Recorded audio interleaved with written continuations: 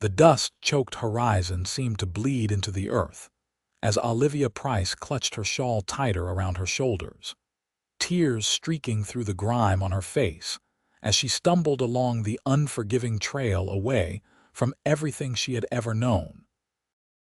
Her chest heaved with each labored breath, one hand resting protectively over the slight swell of her belly that was just beginning to show beneath her modest dress.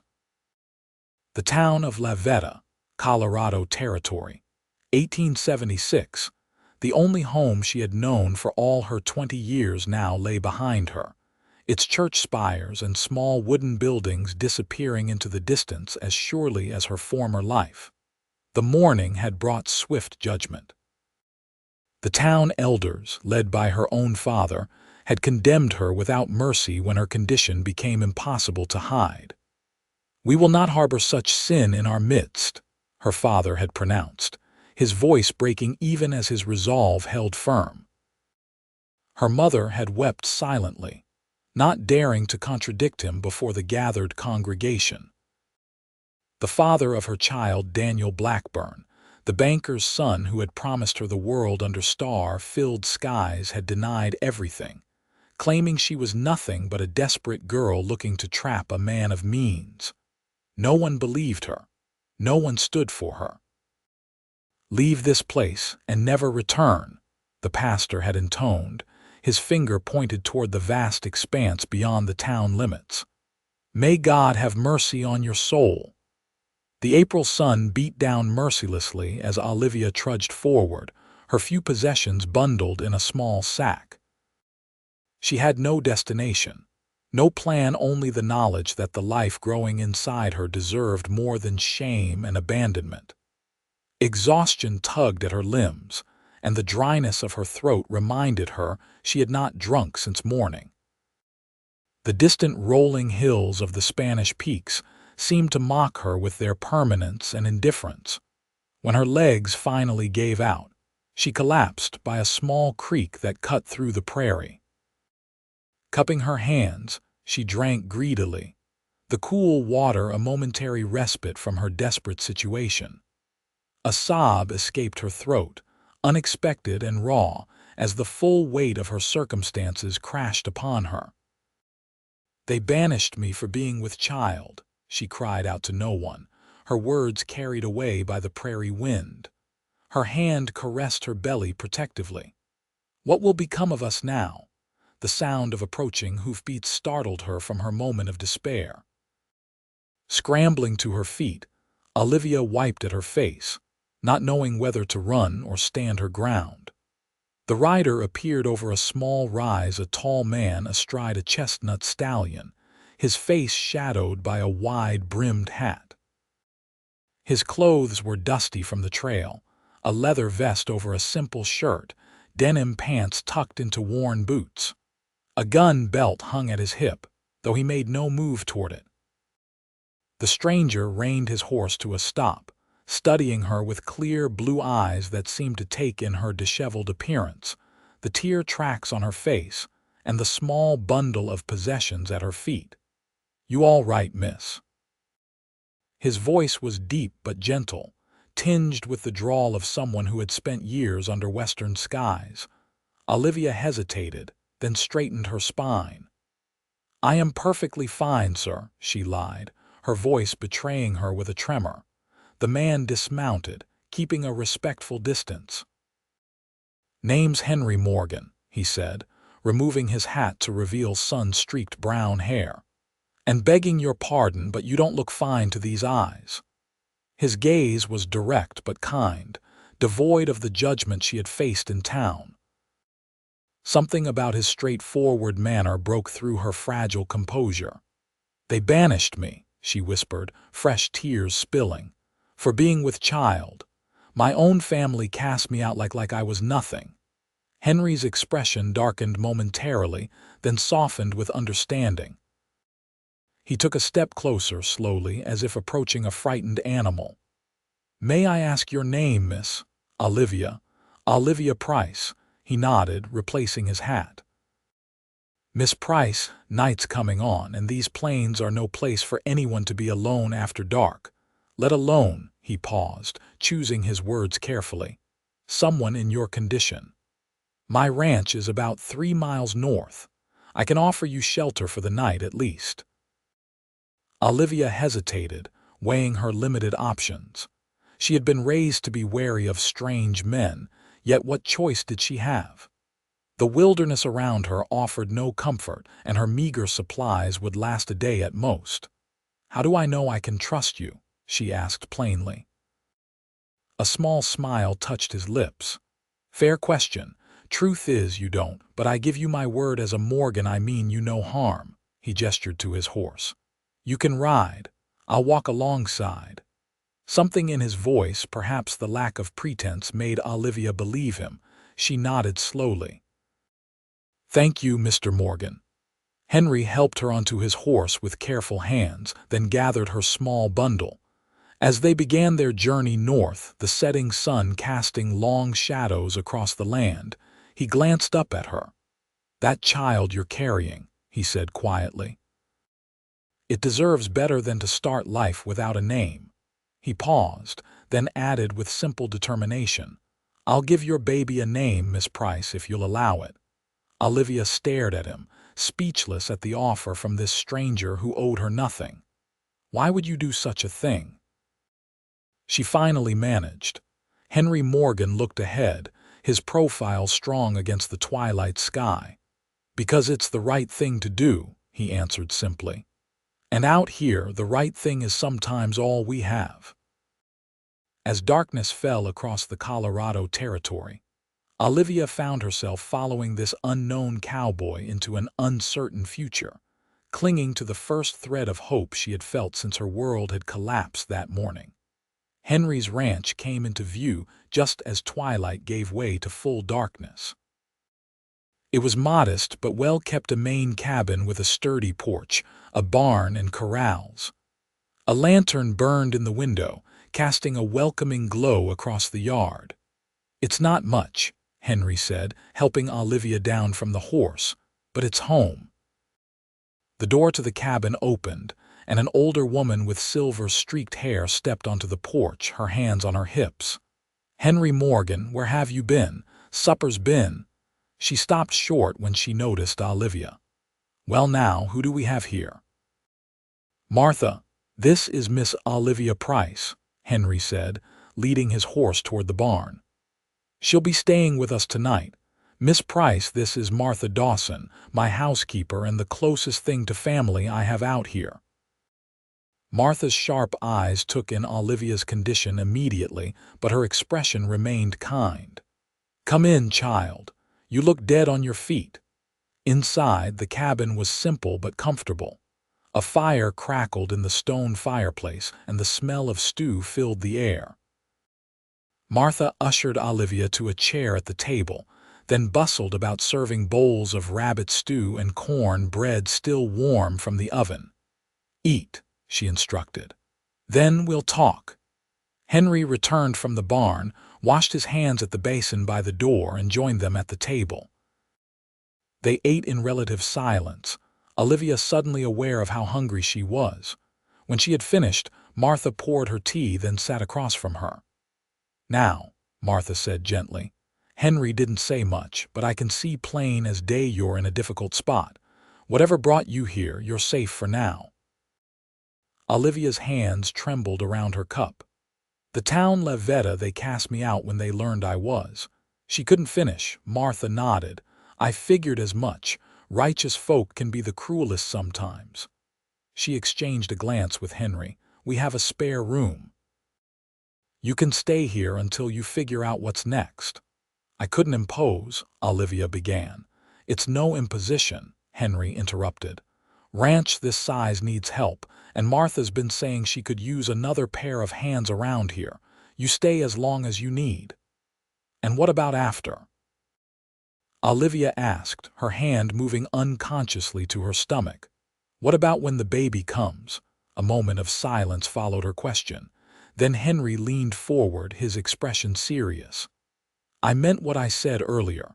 That child deserves a name, a chance. I'm offering both. Martha's eyebrows shot up, but she said nothing, watching the exchange carefully. "Mr. Morgan," Olivia said carefully, "are you suggesting—" "I'm suggesting we could come to an arrangement," he replied. "A marriage of convenience, if you will. Your child gets my name. You get the protection of being a married woman. The ranch gets another set of hands." His voice was matter-of-fact, as if discussing the weather rather than a life-altering proposal. "You don't even know me," Olivia whispered. "I know enough," Henry replied. "I know you've been wronged. I know that child is innocent, and I know what it's like to be alone in this world." He paused. "Think on it. There's no rush to decide tonight." Martha stood, effectively ending the conversation. "Come, dear. Let me show you where you can sleep. You need rest more than anything right now." As Martha led her to a small but clean bedroom, Olivia's mind whirled with the events of the day, from disgraced daughter to potential rancher's wife, in less than 24 hours. Sleep, when it finally came, brought dreams of judgment and redemption, of falling and being caught by strong hands. The following days established a tentative routine. Olivia helped Martha with household tasks, learning the rhythms of ranch life. Henry was often out from dawn until dusk, tending to cattle and horses, fixing fences, and handling the 1,000 tasks that came with managing the land. A week after her arrival, Olivia sat on the porch, mending one of Henry's shirts. The spring air was cool but pleasant, the mountains in the distance still capped with snow despite the warming days. Henry appeared from the direction of the barn, leading a gentle-looking mare. "Thought you might like to meet Daisy," he said, bringing the horse to the porch steps. "She's even-tempered, good for someone who might not have much riding experience." Olivia set aside her mending and approached cautiously. "She's beautiful," she said, tentatively reaching out to stroke the mare's nose. "She's yours if you want her," Henry said simply. "Every rancher's wife should have her own horse." Olivia's hand stilled. "Mr. Morgan, Henry," he corrected. "If we're discussing what I think we are, you should probably use my given name." "Henry," she amended. "Are you certain about this arrangement you proposed?" He leaned against the porch railing, considering her. "I've had a week to think on it. Haven't changed my mind." He gestured to the expanse around them. "This land deserves to be passed down, to be loved by the next generation. I always figured I'd find a wife someday, have children. Life just moved faster than my plans. But to marry a woman carrying another man's child—" Henry's expression hardened slightly. "The man who did this to you and then abandoned you, he's not worth mentioning. The child is innocent. And you," his voice softened, "you deserve better than what fate has dealt you so far." Olivia studied him, trying to understand this man who would offer so much to a stranger. "What do you get from this arrangement, Henry?" A small smile touched his lips. "Not dying alone on this ranch, for one, having someone to build a future with. And maybe in time we might find we suit each other well enough." His honesty was disarming. "I don't love you," she said plainly. "I don't expect you to," he replied. "Not yet anyway, but respect and friendship are solid foundations. The rest can grow in its own time." Olivia thought of her alternatives: continuing alone, facing the prejudice that would follow an unwed mother everywhere, struggling to provide for her child. Here was a man offering shelter, protection, and a name for her baby, asking only for her help in return. "Yes," she said finally. "I accept your proposal." Relief and something like happiness flickered across Henry's face. "We'll ride into Pueblo next week, find a preacher and make it official." He extended his hand, and Olivia took it, a handshake to seal their unusual engagement. His palm was warm and calloused against hers, the touch lingering a moment longer than strictly necessary. "Now," he said, releasing her hand and turning to Daisy, "how about that riding lesson?" The wedding took place in Pueblo the following Tuesday, a brief, businesslike affair in the small Methodist church with only Martha and the preacher's wife as witnesses. Olivia wore her best dress, hastily altered by Martha to accommodate her growing belly. Henry had purchased a simple gold band, which now encircled her finger, catching the spring sunlight as they rode back toward the ranch toward home. "Mrs. Morgan," Henry said as they crested the final hill, the ranch coming into view below, "welcome home." The words felt strange to Olivia's ears. Mrs. Morgan, home yet not unwelcome. They held promise, possibility. For the first time since discovering her condition, she allowed herself to hope. That evening, after Martha had retired to her small cabin nearby, Olivia and Henry sat before the fireplace, the silence between them comfortable but weighted with unspoken questions. "We should discuss arrangements," Henry said finally, staring into the flames. "The bedroom is yours. I can take the small room off the kitchen for now." Olivia nodded, grateful for his consideration. "Thank you. I know this isn't conventional." Henry chuckled softly. "Nothing about our situation is conventional, Olivia, but that doesn't mean it can't work." He turned to face her, his expression serious. "I want you to know something. I meant my vows today. I will be a father to your child and a husband to you in whatever way you need me to be."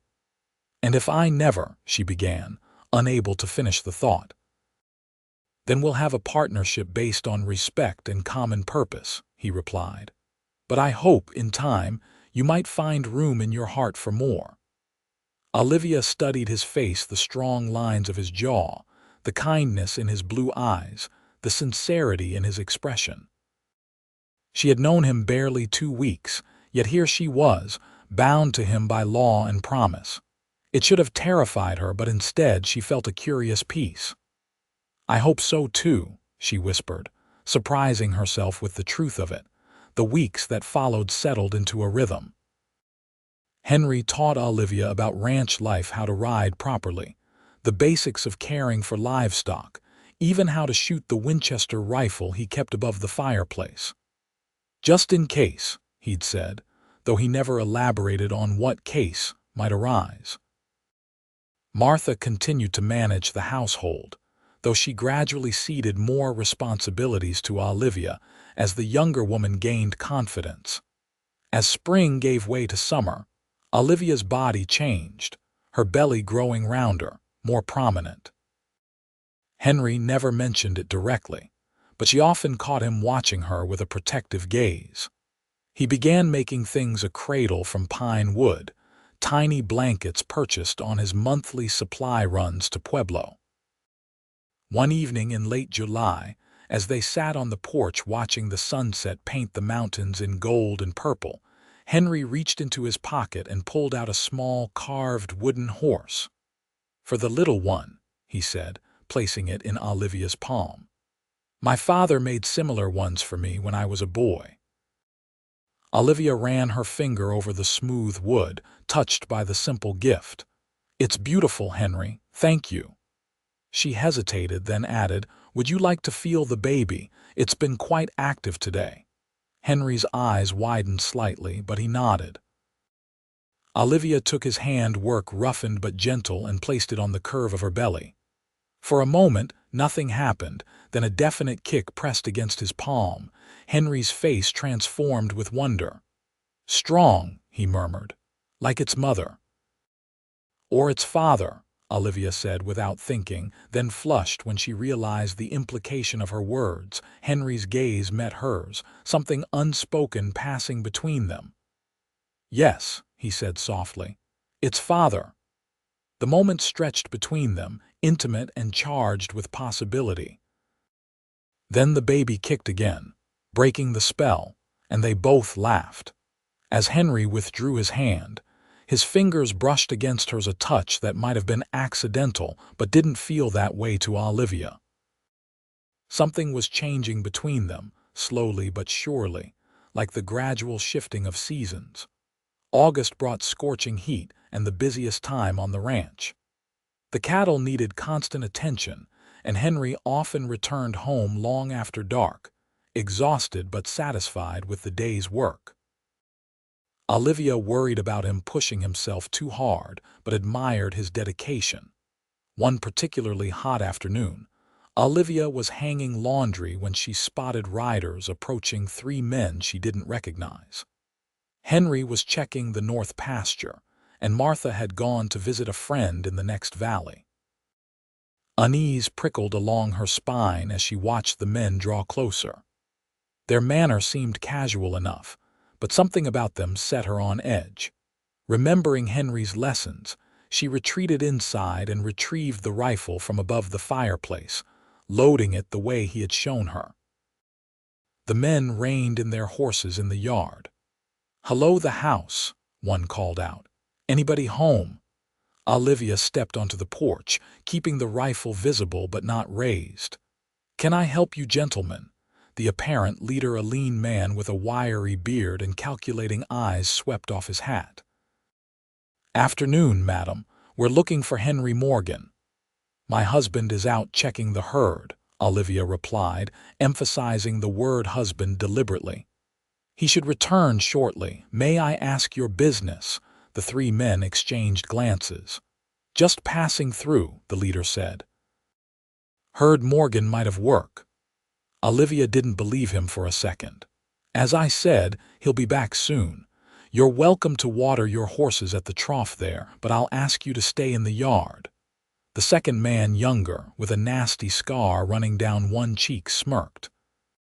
"Mighty protective wife Morgan's got himself." His eyes drifted to her pregnant belly, then back to her face. "Didn't know he was married. Going on 4 months now," Olivia lied smoothly. "Now, gentlemen, I have work to do." She maintained her position on the porch, the rifle ready, as the men watered their horses, their body language suggesting they were discussing something among themselves. Relief flooded through her when she spotted Henry riding in from the north, his posture changing the instant he registered the strangers in his yard. He dismounted smoothly, hand resting casually near his holster. "Afternoon, gentlemen. Can I help you?" The leader stepped forward. "Morgan." "Been a while." Henry's expression hardened almost imperceptibly. "Dawes, didn't expect to see you in these parts again." "Just passing through," Dawes replied with a smile that didn't reach his eyes. "Thought I'd pay my respects to an old acquaintance." The tension in the air was palpable. Olivia tightened her grip on the rifle. "You've paid them," Henry said evenly. "Now you can be on your way." Dawes glanced at Olivia, then back to Henry. "Congratulations seem to be in order. Married life suits you." "Thank you," Henry replied, his tone making it clear the conversation was over. "Safe travels." For a moment, Olivia thought Dawes might challenge the dismissal, but after a lengthy stare, he nodded to his companions. "Let's ride, boys. Morgan's busy with his new family." Only after the riders disappeared down the trail did Henry approach the porch, his face grim. "You all right?" he asked Olivia. She nodded. "Who were they?" "Trouble from a long time ago," Henry replied, taking the rifle gently from her hands. "You did well standing your ground." "They didn't seem like men looking for work," Olivia observed. Henry's jaw tightened. "They weren't. Dawes and I have history, none of it good." He sighed, rubbing a hand over his face. "I should have expected he might show up eventually." "Should we be concerned?" Olivia asked, one hand moving protectively to her belly. Henry's expression softened as he noticed the gesture. "No. Dawes is all talk these days. Too many lawmen looking for him to risk anything stupid." He placed a reassuring hand on her shoulder. "But I'll keep a closer eye on things, just in case." That night, Olivia lay awake long after retiring to her bedroom, replaying the encounter in her mind. There was clearly more to Henry Morgan than he had revealed, a past with edges sharp enough to cut. Yet rather than frightening her, This glimpse of complexity only deepened her curiosity about the man she had married. The incident with Dawes seemed to accelerate the subtle shift in Olivia and Henry's relationship. Henry became more protective, rarely leaving Olivia alone at the ranch. They spent more evenings together on the porch, talking well into the night. Henry shared stories of his childhood in Missouri, of coming west after the war, of building the ranch from nothing. Olivia, in turn, spoke of her life in La Veta, careful to avoid mention of Daniel Blackburn and the circumstances that had led her to Henry's ranch. As September painted the aspens gold and brought cooler nights, Olivia's time grew near. Martha, experienced from assisting at many births, prepared the house with efficiency, setting up a birthing room and gathering necessary supplies. Henry's anxiety manifested in bursts of activity, finishing the nursery, reinforcing the corral, anything to keep his hands busy while his mind worried. The pains began on a clear afternoon in late September. Olivia was in the garden harvesting the last of the summer vegetables when the first contraction gripped her, stealing her breath. Martha, seeing her freeze, was at her side instantly. "It's time," the older woman said, not a question but a statement. "Let's get you inside." Henry was mending tack in the barn when Martha sent for him. He dropped everything and ran to the house, his face pale with concern. "Is she?" he began. "She's fine," Martha assured him. "First babies take their time. Go fetch Mrs. Peterson from the Peterson place. She's helped me with deliveries before." The hours that followed were a blur of pain and waiting for Olivia. Mrs. Peterson arrived, a sturdy woman with capable hands and a no-nonsense demeanor. Henry was banished to the porch, where he paced endlessly, flinching at every sound from within. As twilight deepened into night, Olivia's labor intensified. She gripped the bedposts, drawing strength from deep within as Martha and Mrs. Peterson coached her through each contraction.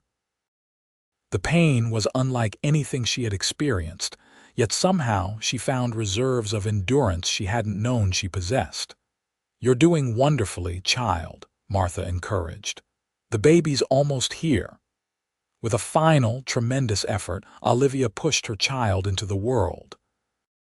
The room filled with the indignant wail of new life, strong and insistent. "A boy," Mrs. Peterson announced, wrapping the infant in a clean cloth. "A fine, healthy boy." Tears streamed down Olivia's face as they placed her son in her arms. His tiny face was red with the effort of his arrival, a shock of dark hair plastered to his head. His eyes, when they briefly opened, were a deep blue. "He's perfect," she whispered, counting fingers and toes, marveling at the miracle she held. Martha went to the door, calling Henry inside. He entered cautiously, his expression a mixture of concern and wonder as he approached the bed.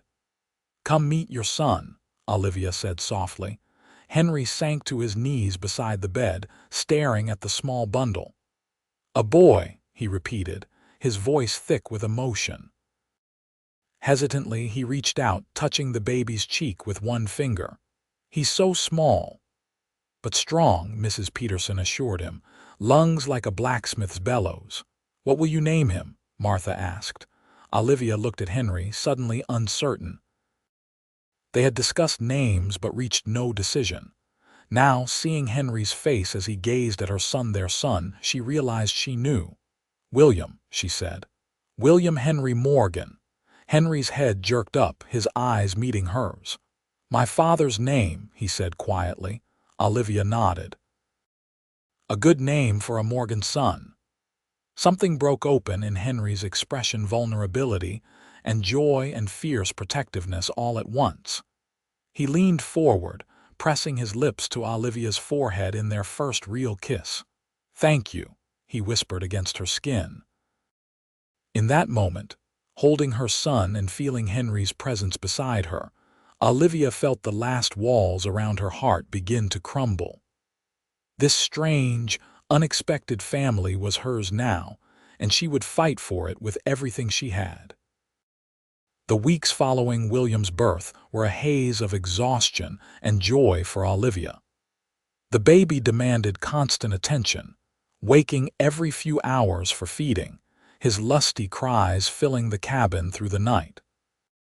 Henry, to her surprise, proved an eager if somewhat awkward helper, taking the baby for walks around the ranch when Olivia needed rest, changing cloths with determination if not skill. "You're a natural father," Olivia observed one evening as Henry walked the floor with a fussing William, the baby's tiny head tucked against his shoulder. Henry's smile was bashful. "Not sure about that, but I'm learning." He looked down at the now sleeping infant. "Never thought I'd have this." "A son." The simple honesty in his voice touched Olivia deeply. She crossed the room to stand beside them, drawn by something she couldn't quite name. "I never properly thanked you," she said quietly, "for everything you've done for us." Henry's free arm slipped around her waist, tentatively at first, then with more confidence when she didn't pull away. "You don't need to thank me, Olivia. This," he glanced down at William, then back to her. "This is more than I ever hoped for." She leaned into him, allowing her head to rest against his chest, listening to the steady rhythm of his heartbeat. It felt right, standing there with Henry and their son, as if all the painful paths of her life had led her precisely where she was meant to be. October brought the first dusting of snow to the high country. The ranch prepared for winter, hay stacked for the livestock, preserves put up from the garden's bounty, firewood split and stacked along the cabin's north wall. Henry hired 2 hands to help with winter preparations, sturdy young men named Tom and Jesse, who treated Olivia with careful respect and clearly adored baby William. As the weather grew colder, sleeping arrangements in the cabin shifted. Henry moved from his makeshift room off the kitchen to share the main bedroom with Olivia, though he continued to sleep on a pallet on the floor, maintaining the boundaries of their arrangement. But each night, as Olivia nursed William in the darkness, she found herself increasingly aware of Henry's presence just feet away, of his steady breathing and the comfort his nearness provided. One night in early November, a fierce storm swept in from the mountains, rattling the windows and howling around the cabin's corners. William, unsettled by the noise, refused to settle, crying inconsolably despite Olivia's best efforts. "Here," Henry said, rising from his pallet. "Let me try." He took the baby, cradling him securely against his chest, and began to sing softly an old trail song about cattle and stars and the wide open spaces. His voice was unexpectedly melodious, the simple tune soothing. Gradually, William's cries subsided as he stared up at Henry with wide, fascinated eyes. "Where did you learn that?" Olivia asked when Henry had settled the now sleeping baby back in his cradle. Henry sat on the edge of her bed, smiling ruefully. "My mother used to sing it. Said it was the only thing that would quiet me during storms." Impulsively, Olivia reached for his hand. "Stay," she whispered. "It's too cold for you on the floor." Uncertainty flickered across Henry's face. "Olivia, just asleep," she clarified. "Please." After a moment's hesitation, Henry nodded. Olivia shifted to make room, and he slipped beneath the quilt beside her, careful to maintain a few inches of space between them. But as the storm raged outside, that space gradually disappeared, until Olivia found herself curled against Henry's side, his arm a protective weight around her shoulders. She fell asleep to the sound of his heartbeat, steady and sure beneath her ear. When morning came, bringing with it pale winter sunlight and pristine snow covering the landscape, neither mentioned their new sleeping arrangement. But the following night, Henry didn't make up his pallet on the floor, and Olivia didn't suggest he should. The weeks leading up to Christmas were busy ones at the Morgan Ranch. Despite the cold and occasional snowstorms, there was still plenty of work to be done. The cattle needed constant attention in the winter pastures, and preparations for the holiday occupied Martha and Olivia's days. Henry rode into Pueblo for supplies in mid-December, returning with not only necessities but small gifts: candy for Martha, a new dress for Olivia in a deep green wool, and a tiny wooden pull toy for William, though the baby was months away from being able to use it. "For Christmas," Henry explained almost shyly as he presented the dress to Olivia, "I thought the color would suit you." Olivia ran her fingers over the fine material, touched by his thoughtfulness. "It's beautiful, Henry, thank you." That evening, after William was asleep and Martha had retired to her cabin, Olivia worked by lamplight on her own gift for Henry, a new shirt she had been sewing in secret, using fabric Martha had helped her obtain.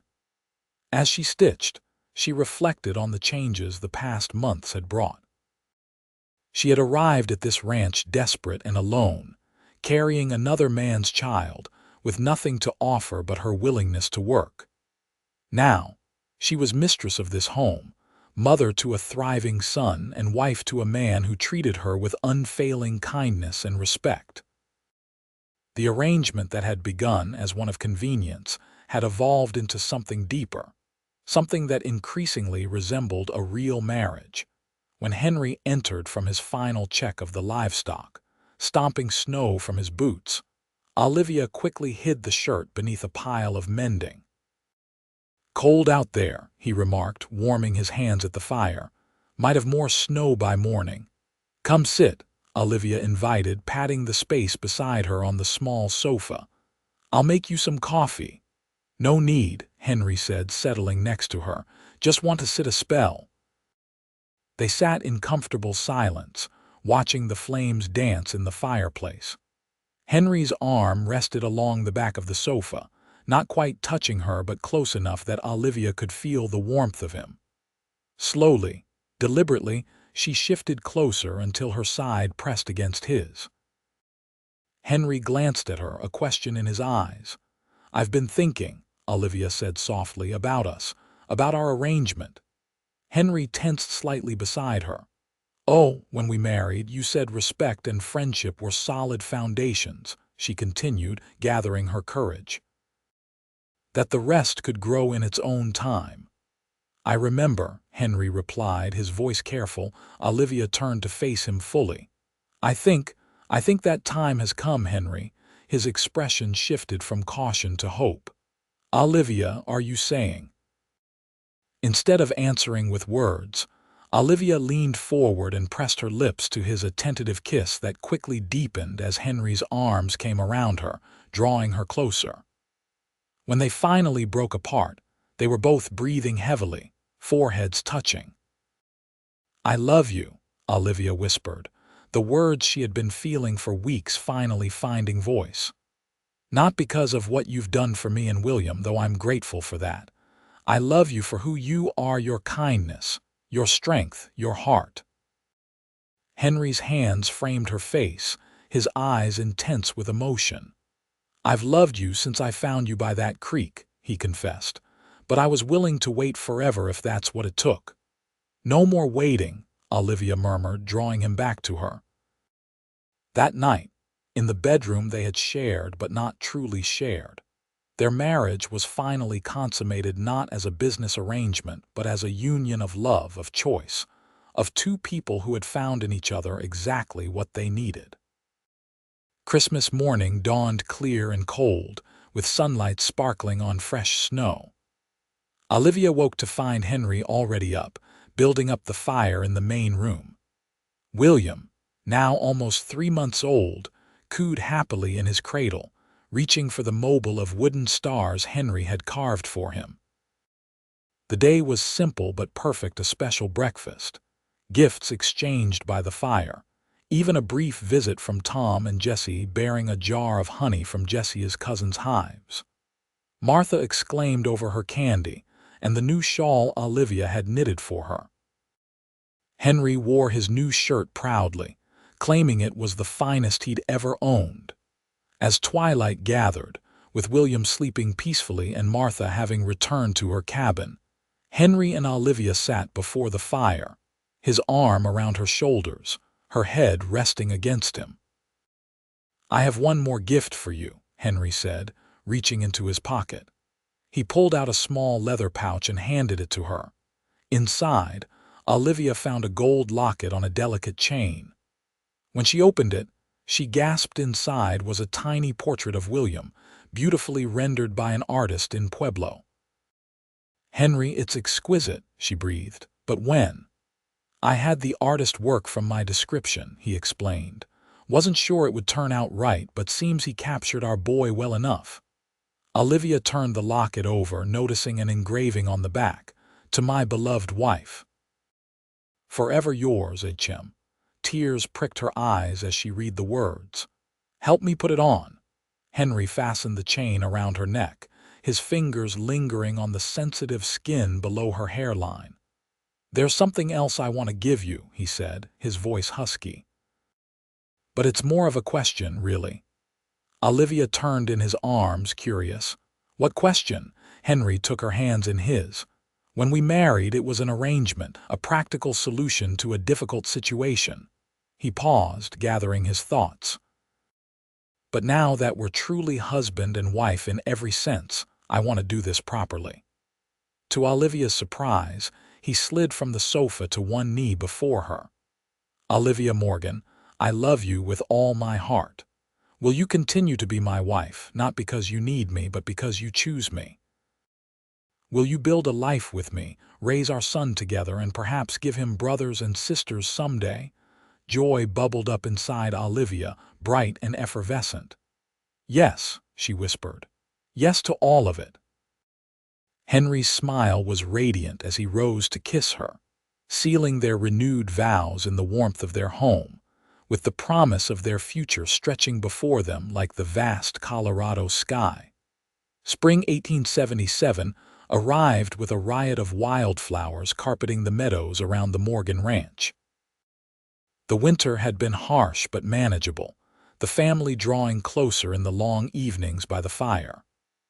William, now 6 months old, was growing rapidly, a happy, robust baby who bore an increasing resemblance to Henry in the shape of his jaw and the determined set of his brow. Olivia bloomed in her role as wife and mother. The skills she had learned through necessity during those first difficult months had become second nature. She managed the household with quiet confidence, worked alongside Martha in garden and kitchen, and even assisted Henry with ranch business, revealing an unexpected head for numbers that he readily acknowledged was superior to his own. Their happiness, however, was not without shadows. As the weather improved and travelers began moving through the territory again, Olivia found herself watching the horizon anxiously, remembering Dawes and his ominous visit the previous summer. Henry never spoke of it, but she noticed he no longer rode the range alone, always taking Tom or Jesse with him. In late April, as the ranch prepared for spring roundup, Henry received a letter that brought a frown to his normally cheerful face. "Everything all right?" Olivia asked that evening as they sat on the porch, William sleeping peacefully in her arms. Henry hesitated, then handed her the letter. "From the sheriff in Pueblo. Seems Dawes and his gang robbed the bank in Trinidad last week. 2 people killed." Olivia's arms tightened instinctively around William. "Do they think he's headed this way?" "No evidence of it," Henry replied, "but the sheriff wanted to warn me given our history." "What is that history, Henry?" Olivia asked quietly. "You've never really told me." Henry sighed, running a hand through his hair. "It's not something I'm proud of. After the war, before I settled here, I rode with some rough men for a while. Dawes was one of them." He paused, his expression troubled. "We never killed anyone, never robbed banks. Just moved cattle across borders without asking too many questions about ownership." You were a rustler, Olivia said, not as an accusation but a simple statement of fact. Henry nodded. For about 2 years. Then a job went bad. A rancher was shot, not killed, but badly wounded. That was my wake-up call. I left that life behind, worked honest jobs until I saved enough to buy this place. He looked at her anxiously. I should have told you before we married. I understand if you're disappointed in me. Olivia considered his confession, weighing it against everything she knew of the man beside her, his kindness, his integrity, the way he had opened his heart and home to her and William. We all have parts of our past we're not proud of, she said finally. What matters is who you are now. She shifted William to one arm so she could take Henry's hand. And who you are, Henry Morgan, is a good man, the best man I know. Relief washed over Henry's face. He lifted her hand to his lips. I don't deserve you. Perhaps not, Olivia teased gently, but you're stuck with me nonetheless. The moment of levity faded as Henry's expression grew serious again. About Dawes, I want you to be extra cautious. Don't ride out alone, even on the ranch property. Keep the rifle loaded. You think he might come here? Olivia asked, anxiety coiling in her stomach. Probably not, Henry admitted. But Dawes holds grudges, and he knows I'm settled here. Just be vigilant for a while. Life on the ranch continued despite the shadow of potential danger. Spring roundup kept Henry and the hands busy from dawn until dusk. Olivia threw herself into preparations for the garden, working alongside Martha to prepare the soil and plant the seeds that would feed them through the next winter. William thrived, learning to sit up on his own and beginning to babble in earnest nonsense sounds that nonetheless had Henry declaring the boy would be talking a blue streak before we know it. In early June, Henry needed to ride to Pueblo for supplies and to meet with the banker about expanding the ranch's operations. Olivia worried about him making the journey, even with Tom accompanying him, but understood the necessity. We'll be back day after tomorrow, Henry promised, kissing her goodbye. Lock the doors at night. Jessie will stay close to the house. The first day passed uneventfully. Olivia kept busy with William and household tasks, while Jessie split wood and mended fences within shouting distance of the cabin. Martha, sensing Olivia's unease, shared stories of her own early days on the frontier, of the hardships and joys she had experienced. You're stronger than you know, girl, the older woman assured her. I've watched you grow from that frightened thing Henry brought home to a woman who knows her own mind and heart. The second day dawned cloudy, with the promise of rain hanging in the air. Olivia woke early, anticipating Henry's return by evening. She had just settled William for his morning nap when Jessie appeared at the door, his expression grim. Riders coming, he said without preamble. 5 of them, moving fast, don't recognize any. Olivia's heart lurched. Get Martha, she instructed, already moving toward the fireplace where the Winchester stood ready. Within minutes, Martha had joined them, her normally calm face tense. I saw them from the cabin window, she confirmed, not looking friendly. What do we do? Olivia asked, checking that the rifle was loaded.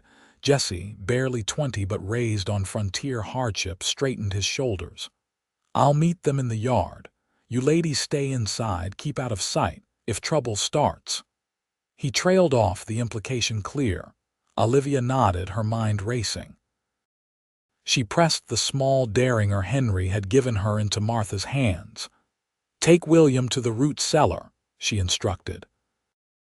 If anything happens, nothing's going to happen, Martha interrupted firmly, but she took the gun and William, disappearing through the kitchen toward the concealed trapdoor that led below the house.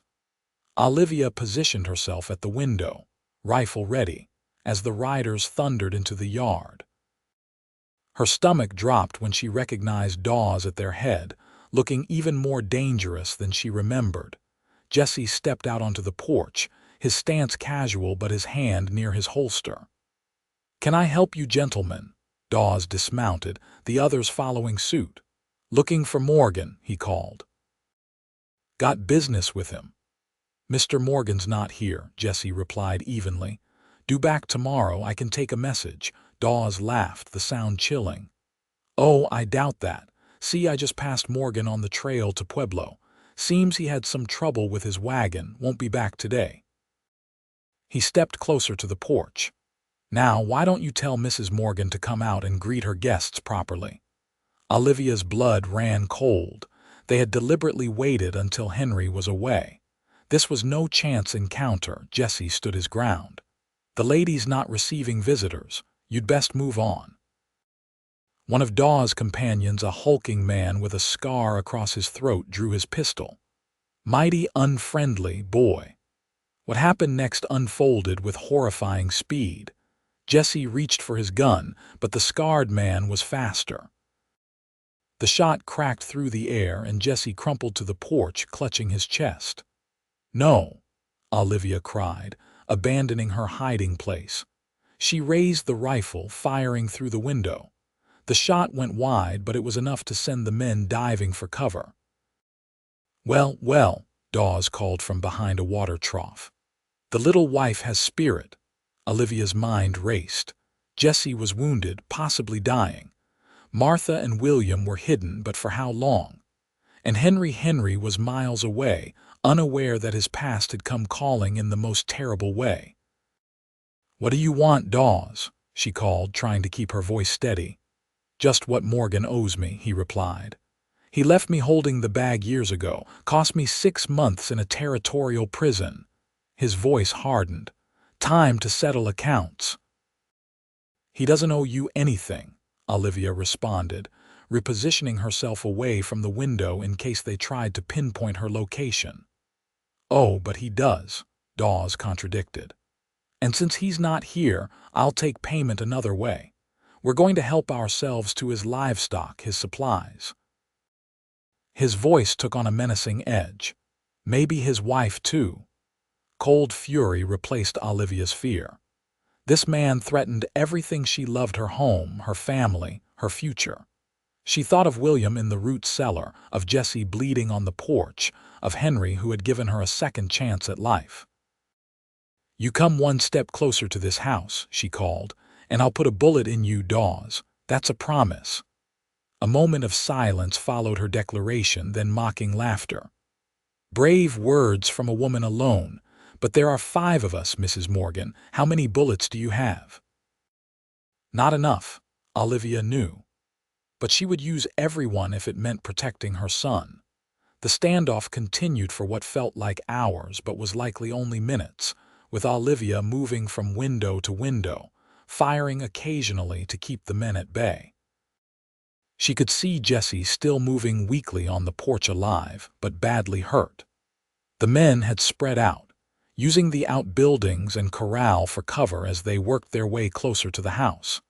Then came the sound Olivia had been dreading: the crash of the back door being forced open.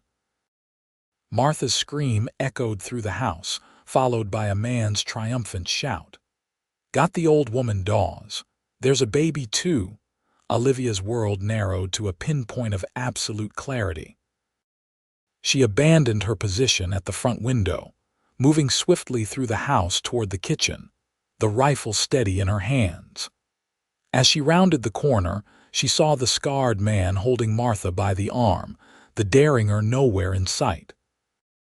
William's cries filled the air from where he lay on the kitchen table, having been dragged from his hiding place. "Let her go," Olivia commanded, raising the rifle. The man grinned, revealing tobacco-stained teeth. "Drop the gun or the old lady gets it." He pressed a knife to Martha's throat for emphasis. For a heartbeat, Olivia hesitated. Then, seeing no alternative, she slowly lowered the rifle. "Smart girl," the man said, pushing Martha roughly aside to grab William. "Dawes, I got us some leverage." The next moments passed in a blur of terror for Olivia. Dawes and his men entered the house, binding her and Martha with rope, while William was passed between them like a curiosity, his frightened cries cutting Olivia to the core. "Please," she begged as Dawes held her struggling son. "He's just a baby. Don't hurt him." Dawes studied William with unsettling intensity. "Morgan's brat, eh? Doesn't look much like him." "Henry is his father in all the ways that matter," Olivia replied, lifting her chin defiantly despite her fear. Something ugly flashed across Dawes' face. "Well, ain't that touching? Morgan playing daddy to another man's get." He handed William to one of his men. "Put the kid somewhere quiet. His wailing's giving me a headache." As her son was carried away, Olivia fought against her bonds, desperate and terrified. "What are you going to do?" Dawes smiled, the expression devoid of warmth. "We're going to wait for your husband to come home, Mrs. Morgan. Then he and I are going to settle some old business." The hours that followed were the longest of Olivia's life. She and Martha were confined to chairs in the main room, while Jesse, still alive but grievously wounded, was dragged inside and left to lie on the floor, his breathing increasingly labored. William had been placed in his cradle in the bedroom, his cries eventually subsiding into exhausted whimpers that tore at Olivia's heart. Dawes and his men made themselves at home, ransacking the house for valuables, drinking Henry's small store of whiskey, and discussing what they would do with the ranch once Morgan was taken care of. As dusk approached, one of the men stationed as lookout called from outside. "Rider coming." "Just one." Dawes smiled coldly at Olivia. "Show time, Mrs. Morgan." Henry rode into the yard unaware, calling out a greeting as he dismounted. The sound of his voice, so familiar, so beloved, brought tears to Olivia's eyes. She wanted to scream a warning, but Dawes' hand clamped over her mouth, his pistol pressed against her temple. "Not a sound," he whispered, "or your boy grows up without a mother too." The front door opened and Henry stepped inside, freezing at the tableau before him, his wife and Martha bound, Jesse bleeding on the floor, and Dawes emerging from the shadows with a gun to Olivia's head. "Evening, Morgan," Dawes drawled. "Welcome home." Henry's hand twitched toward his holster, but stopped when Dawes pressed the gun harder against Olivia's head. "Don't," Dawes warned. "Wouldn't want to make a mess in your nice home." Slowly, deliberately, Henry raised his hands.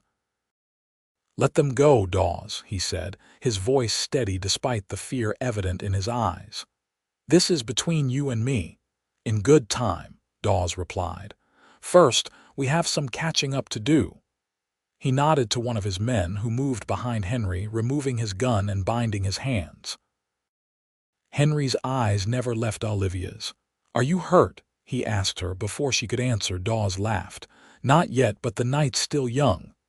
"William?" Henry asked, the single word loaded with concern. "The brat's fine," Dawes said dismissively. "For now." Relief flickered across Henry's face, quickly replaced by determination. "What do you want, Dawes? Money? Take it and go." "Oh, I plan to take plenty," Dawes assured him. "But first, you and I need to settle our score." He gestured to his men.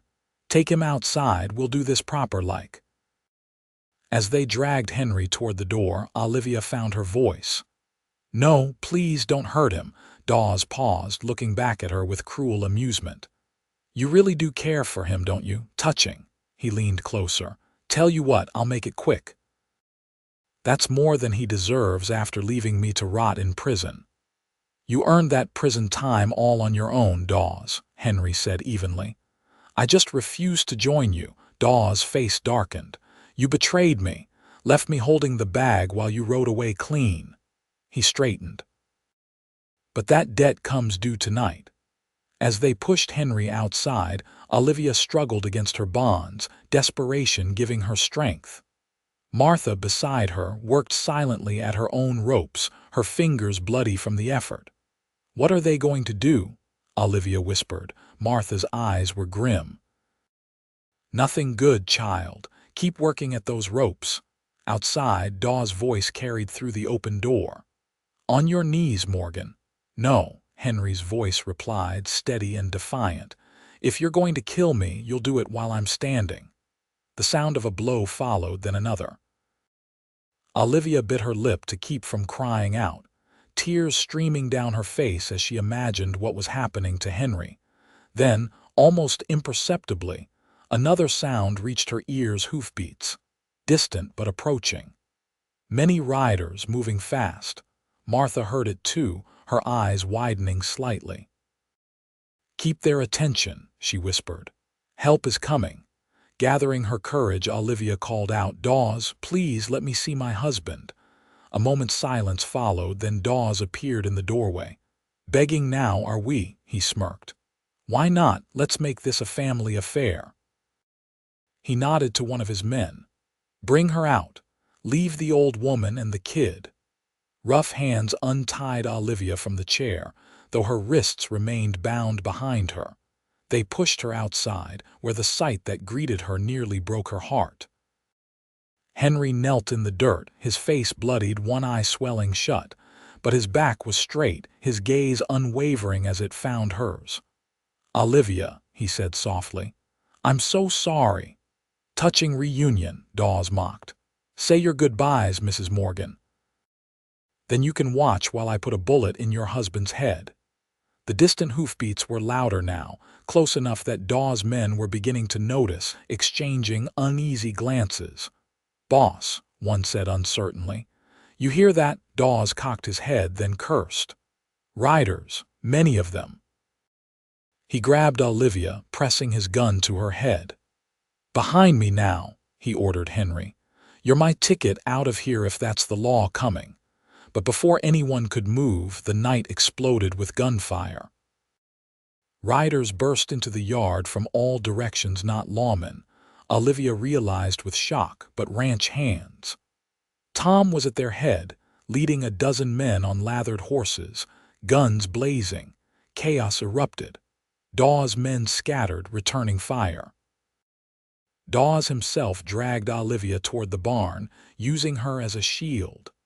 Henry, despite his injuries, launched himself at them, crashing into Dawes with enough force to break his grip on Olivia. She stumbled forward, falling to the ground as the two men grappled in the dirt. "Run!" Henry shouted to her between blows, but Olivia couldn't move, couldn't leave him. Around them, the gunfight continued, the ranch hands steadily gaining the upper hand. Tom appeared at her side, cutting her bonds with a quick slice of his knife. "Get inside, Mrs. Morgan," he urged. "We've got this." A shot cracked close by, and Olivia turned to see Henry and Dawes still locked in combat. But now Dawes had regained his pistol, aiming it at Henry's chest. Without conscious thought, Olivia lunged forward, grabbing Dawes' arm just as he fired. The bullet went wild, and Henry seized the moment to deliver a powerful blow to Dawes' jaw. The gun fell from Dawes' hand. Olivia scrambled to retrieve it, pointing it at him with shaking hands as Henry pinned him to the ground. "It's over, Dawes," Henry panted, blood streaming from a cut above his eye. Around them, the shooting had stopped. Dawes' men were either down or had fled. Tom and the other ranch hands approached cautiously, guns still drawn. "Henry," Tom called. "You all right?" "We're alive," Henry replied, not taking his eyes off Dawes. "Get some rope. This one's going to jail." Within the hour, the situation had been contained. Two of Dawes' men were dead, one wounded and captured along with Dawes himself. Tom explained how he had grown concerned when Henry hadn't returned from Pueblo as expected, then encountered a traveler who mentioned seeing a group of rough-looking men heading toward the Morgan ranch. "Gathered every hand I could find at the neighboring spreads," Tom said as Martha tended Henry's injuries in the cabin. "Came as fast as we could." Jesse had been moved to a proper bed, his wound cleaned and bandaged. The doctor had been sent for, though Martha wasn't optimistic about his chances. "He saved us," Olivia said quietly, holding William close as she watched Martha work on Henry's battered face. Jesse stood up to them, gave me time to get the rifle. He's a brave young man, Henry agreed, wincing as Martha applied iodine to a particularly nasty cut. We'll see he gets the best care possible. When Martha had finished and moved to check on Jesse, Henry reached for Olivia, drawing her and William into a careful embrace. When I rode in and saw Dawes holding you. His voice broke. I've never been so scared in my life. I thought we were going to lose you, Olivia whispered, pressing her face against his shoulder. When they took you outside. Henry's arms tightened around her. Takes more than Dawes to keep me from coming home to you and our son. He pulled back slightly, looking into her eyes. I love you both more than life, Olivia. I should have told you about my past with Dawes sooner, should have been better prepared. Olivia silenced him with a gentle kiss. No more looking backward, she said firmly. Only forward, together. As the night deepened, with Dawes and his surviving men securely bound and guarded until the sheriff could arrive, the Morgan family clung to each other, battered but unbroken, their bond only strengthened by the ordeal they had survived. The summer of 1877 faded into autumn, bringing healing and renewal to the Morgan ranch. Jesse survived his injuries, though he would always carry the scar and a slight limp as reminders of the day he had stood against Dawes and his men. Dawes himself, along with his surviving companion, was sentenced to 20 years in the territorial prison for his crimes. With the threat removed, life gradually returned to normal. The ranch thrived under Henry's careful management, expanding its operations as planned. Olivia, having discovered an aptitude for business during the reconstruction of their home after Dawes' attack, became an active partner in these endeavors, keeping the books and suggesting innovations that impressed even the most tradition-bound neighboring ranchers. William grew from infant to toddler, taking his first steps across the cabin floor to delighted applause from his parents. His dark hair and blue eyes were increasingly reminiscent of Henry, though Olivia sometimes caught glimpses of another man in the shape of his nose or the set of his mouth. These moments no longer brought pain, only a quiet acknowledgement of the complicated path that had led to her current happiness. On a crisp November evening, as the first snow of the season dusted the mountains, Olivia and Henry sat on the porch, wrapped in a shared blanket against the cold. William slept peacefully inside while Martha puttered in the kitchen, humming softly to herself. 1 year, Henry mused, his arm around Olivia's shoulders. Hard to believe it's been a year since you came into my life. Olivia leaned into his embrace, remembering the desperate young woman who had collapsed by a creek, certain her life was over. Sometimes it feels like yesterday, she said. Other times it's as if I've always been here with you. Henry's fingers traced idle patterns on her arm. Any regrets? About our unconventional start, not one, Olivia replied without hesitation. Everything that happened led me to you, to this life we've built. She paused, then added softly, Actually, there is something I should tell you. Henry shifted to look at her, concern flickering across his face. What is it? Olivia took his hand, guiding it to her stomach with a smile. It seems William will have a brother or sister come summer. Joy bloomed across Henry's features, followed quickly by tender concern. Are you certain? Martha thinks so too, Olivia nodded. She confirmed it yesterday. I wanted to be sure before I told you. Henry pulled her into a fierce embrace, his face buried in her hair. Thank you, he whispered, for this gift, for everything. As they sat together watching twilight settle over their land, Olivia reflected on the journey that had brought her here from shame and banishment to love and belonging. The words that had once been cried in despair, "They banished me for being with child," now seemed like the first lines of a story with the happiest of endings. Henry had given her baby a name, but he had given her so much more: a home, a family, a future built on love rather than convenience or necessity. What had begun as an arrangement had blossomed into something profound and enduring. "What are you thinking about?" Henry asked, noticing her contemplative expression. Olivia smiled, placing her hand over his where it rested protectively on her still flat stomach. "I'm thinking about promises kept," she replied, "and about how sometimes the end of one road leads to the beginning of a much better one." Henry's answering smile was tender as he leaned down to kiss her, the gesture both a benediction and a promise.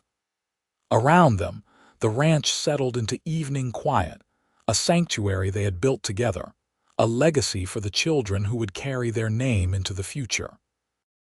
The Morgan family's story had begun with an act of compassion on a dusty Colorado trail, but it would continue through generations, a testament to the healing power of love and the family bonds that transcend blood and circumstance, as enduring as the mountains that stood sentinel over their home.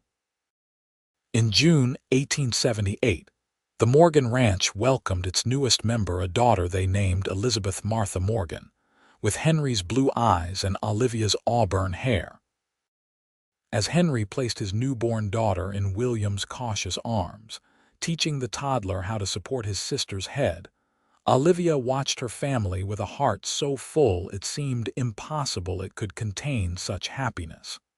The ranch continued to prosper through the years.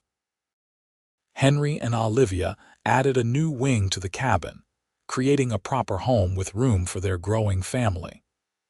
Jessie recovered fully and eventually married Tom's sister, settling on neighboring land, but remaining part of the extended Morgan family. Martha, despite threatening retirement every winter, stayed on, becoming the beloved grandmother figure to William and Elizabeth. In 1880, Olivia gave birth to twins Michael and James, bringing the Morgan brood to 4. Henry proved as dedicated a father to all his children as he had been to William from the start, teaching them to ride, to respect the land, and to live by the code of honor he himself followed. La Veta grew from a small settlement to a proper town, and occasionally Olivia would encounter former neighbors while on supply trips. Some avoided her eyes, perhaps remembering their role in her banishment. Others, seeing her surrounded by healthy children and clearly prosperous, offered tentative greetings that grew warmer over time. Her parents never reached out, maintaining their silence even after learning of their grandchildren through town gossip. The absence was a small ache in Olivia's heart, but one cushioned by the fullness of her life with Henry and their children. On William's 10th birthday, as the family celebrated with a picnic by the same creek where Henry had first found Olivia, William asked the question they had known would eventually come. "Pa," he said, his young face serious, "Martha says you found Ma by this creek when she was carrying me.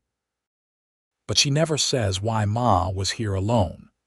Henry and Olivia exchanged glances, having prepared for this moment.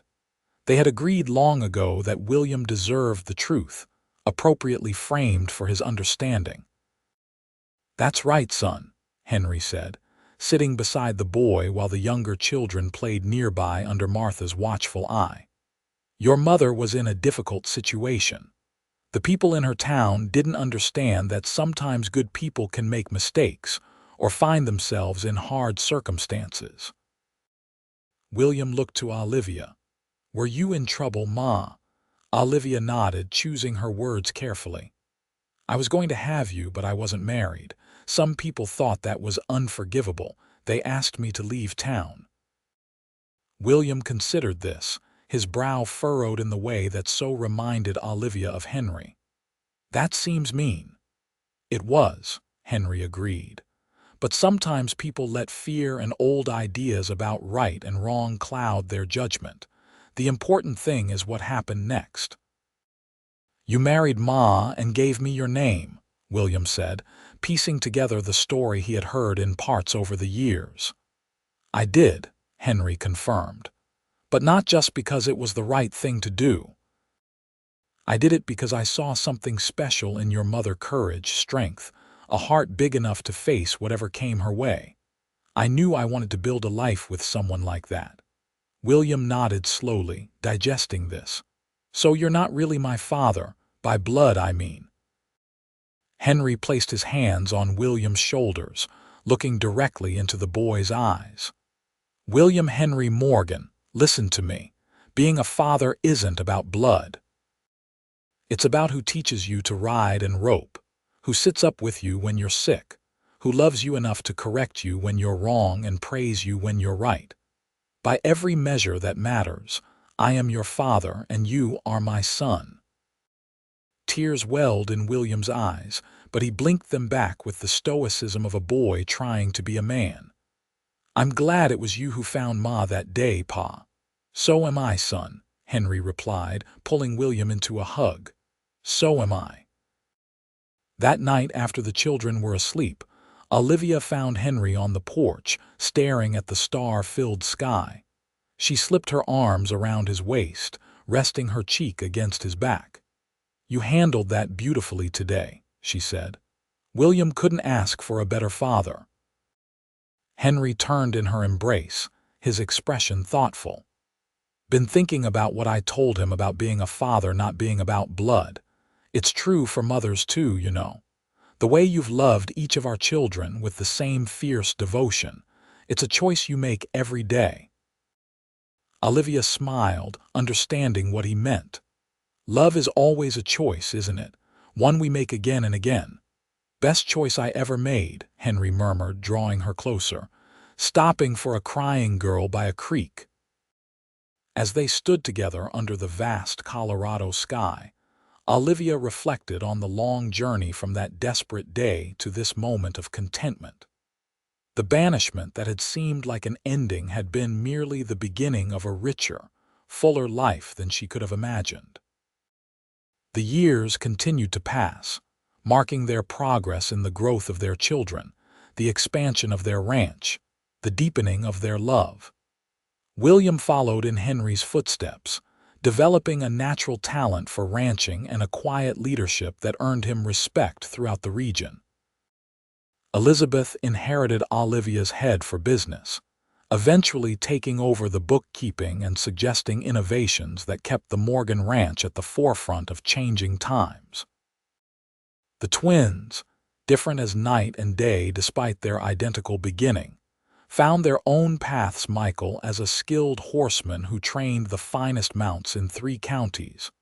James as a student whose intelligence earned him a place at a Denver academy. In 1896, 20 years after Henry had found Olivia by the creek, they stood together in the yard of their now substantial home, watching as William married his childhood sweetheart, the daughter of a neighboring rancher.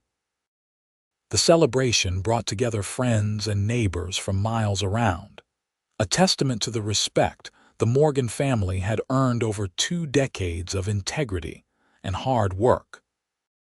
As twilight fell and the wedding festivities continued around them, Henry led Olivia away from the crowd, walking with her to the small rise overlooking the creek where their story had begun. "Did you ever imagine this?" he asked, his arm around her waist, gesturing to the thriving ranch below, the lights from the celebration twinkling in the gathering darkness. Olivia leaned her head against his shoulder, her auburn hair now threaded with silver. "Never. When you found me that day, I couldn't see past the next hour, let alone 20 years ahead." Henry's kiss against her temple was gentle. "I saw it," he admitted. "Not clearly, but I knew there was something special about you, about us, from that first moment." The sound of laughter floated up from below their children, their friends, the community they had built together. A life neither of them could have predicted, but had created through choice, commitment, and love that had grown from tentative beginnings to something unshakable. "They banished me for being with child," Olivia murmured, echoing the words she had sobbed by the creek so long ago. "And you said, 'I'll give your baby a name,'" Henry finished, turning her to face him. His hair was gray now, his face lined with the evidence of years spent under sun and wind, but his eyes held the same kindness, the same unwavering certainty they had when he made that promise. "You gave us so much more than a name," Olivia said softly, cupping his weathered cheek. "You gave us a home, a family, a life." Henry covered her hand with his own. "And you gave me a reason to build all of it," he replied. "Every day for 20 years, I've thanked God for guiding me to that creek at exactly the right moment." As darkness settled around them, they held each other close, two people who had begun as strangers and become everything to each other. Below, their legacy continued in their children and would soon extend to grandchildren, a living testament to the power of compassion, courage, and love to transform lives. The banishment that had once seemed the end of Olivia's world had become the first step on a journey home, not to the place she had left behind, but to the place she was always meant to be, with the man who had seen her at her most vulnerable and offered not judgment, but a hand to hold and a path forward. Together, they walked back down the hill toward the lights and laughter, toward the future they continued to build, one day and one choice at a time.